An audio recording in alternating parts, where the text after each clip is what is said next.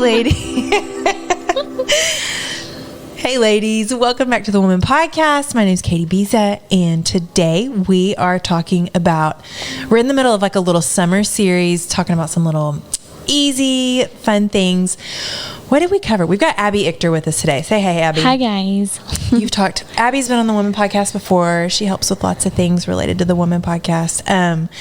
So we are, first of all, we will tell you, we are off-site today. We're not in our normal little safe studio space. Anything could happen. So like if you hear a sneeze in the background, you Or just a whistling. Yeah, just be like, okay, no big deal.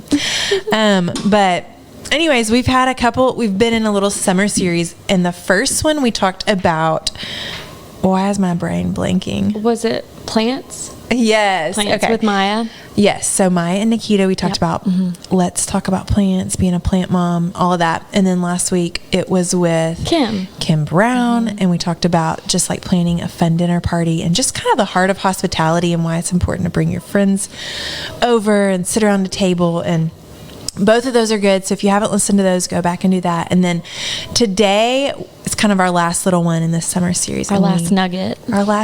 So the topic for today is summer travel or just travel in general and how to take a trip on the cheap. On a budget. Yes. And what we've just been talking about is that whether you are like a high school or college student, or you are married with kids, or you're an empty nester or whatever, it's just healthy, I think, to have something to look forward to. And it does not have to be a major break the bank, go to Fiji kind of trip. Like spend a fortune. Yeah. It is healthy to have something to look forward to, something to plan and be excited for. And so that's something that Hunter and I try to do. I know that's something you and Christian do. We love it. So we just we have like a couple little things to talk through. So the first one that we're going to talk about is for you guys who are planning travel. Utilizing websites that help you plan. That's like the biggest thing. So there's one called Hotwire where you can book hotels very last minute for cheap, and you don't know what hotel you're getting. It's kind of a risk. So it's like you blindly Lottery book. Yeah. And it'll say like it's in this little section of New York or Bentonville or wherever you're going, and it's a 4-star hotel, and it's going to be less than $100 or something. And so it's kind of a risk because you don't know what you're getting, but it's a way to get a nicer hotel for cheap. So that's one of the ones. The other one I would mention is TripAdvisor. If you guys have never used TripAdvisor, it's so good for finding like what's a clean hotel. It's a review site. So you find like the best for cheapest kind of. And then I know you guys use some other ones. Yeah. So it's funny. We were talking about this yesterday, and Christian was like, I've never used any of those before, but that's a great idea. So a thing that we use is travel blogs. So what's great is that about this day and age is that everybody has done it at some point. They've gone to this place that you want to go. They've mapped it out. And you really, like in 2021, you do not need to pay for a travel agency. You don't need someone to book your trip for you and plan it for you. Like you can do it. Especially if you're a millennial or a Gen Zer, like you can do this. You have the world at your fingertips. Definitely. So something that we do, whether it be a big trip or a small trip, we just got back from a European vacay right when the borders opened up. We did Germany, Austria, Switzerland, and Christian mapped it out like to a T. And so something that he does is he will research people that have already gone to these places. So for example, Switzerland, all you do is just excursions. It's like you go on this amazing hike, you go up this gondola, you do all these things, and you can see what other people have done, and they will explain to you if it's worth the money. Right. And another little thing is if you're going to do these excursions, ordering tickets online. All of these places do stuff online. And I can't tell you how many times, like we would walk up, we already had, our online reservation, and somebody would walk up after us or before us, and we would kind of overhear them, and they just would order it, they'd buy it right then. And it was always way more expensive than what we paid online. And all that is like, you could have done that the day prior. You could have done it like before you walked up to the desk, but just knowing what you want to do and then buying it and ordering those tickets online beforehand. And I think those are great too, because they keep you from getting caught in like the tourist trap. So like those websites will be like, hey, this thing was not worth it. Like, but you know, it's right on the street. People are trying to get you to come in, and they really know how to get you, especially if you don't know the language and like, you know, you can just easily get ripped off. Definitely. But it's like, if you do your research, it's already been done for you. All you got to do is just use Google. So good. Use Google. So you just Google the trip, Google the route, the plan. I remember the night before we did this big excursion, Christian made me read through, because he couldn't decide which one he wanted to do. So he's like, just read through this and decide which one you think. And I just read what this person's review was, and I was like, this is what I think we should do. And so we picked it based on what we were really glad we did it. Yeah, so. That's good. That's good advice. So research on the front end helps you save money for sure. And then the second thing that we talked about is just thinking about, where do you have family? You know, if you are, especially, I mean, any life stage can do this, but if you're a college student and you just want to go visit family, but they live in some cool spot, like visit family, but then utilize that moment to then explore the city, explore the area, even things within a few hours of that. It's just a good way to stay with your family and get to see them, but also have a little trip tied into it. Kill two birds with one stone. Yeah.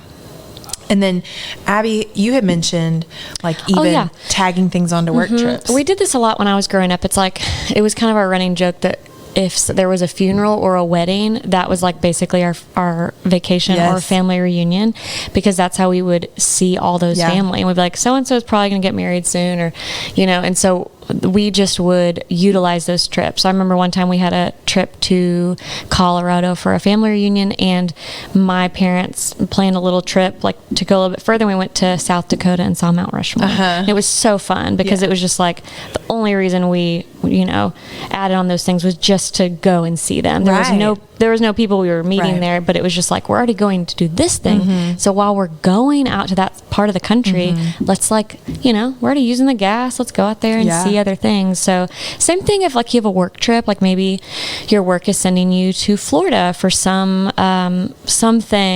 Well, you know, they're already paying for your airfare and your hotel.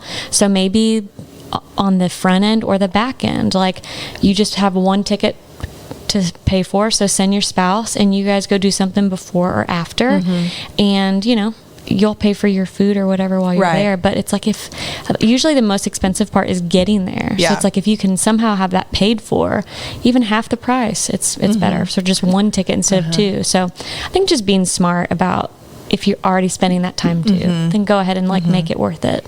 The other thing we were talking about is just being willing to be flexible, and because one of the points you made was planning way in advance, and I was like, but sometimes I feel like you even get the deals when you're willing to drop you know, your plans and travel in 2 weeks or next week. And so that's one of the things that you and I have both learned traveling, and you guys learned that on one of your like bigger a few years ago we went to Rome. We did like a little Italy trip, and we had been planning that for a while, and we booked the Rome Airbnb 11 months in advance, and that was kind of crazy. Like, we don't do that for all of our trips, but that one, it's just, we had been really like gearing up for that one for a long time. We were really excited about it, so we were planning stuff really far in advance, and we got the rate from that year, and then they had happened to up the price the next year, but they locked us in at that lower price because they had to. We had booked it, you know, and it just happened. And I think we also booked it in off season, and so it was just an amazing deal. And it was like, that was just because we booked it early, you know.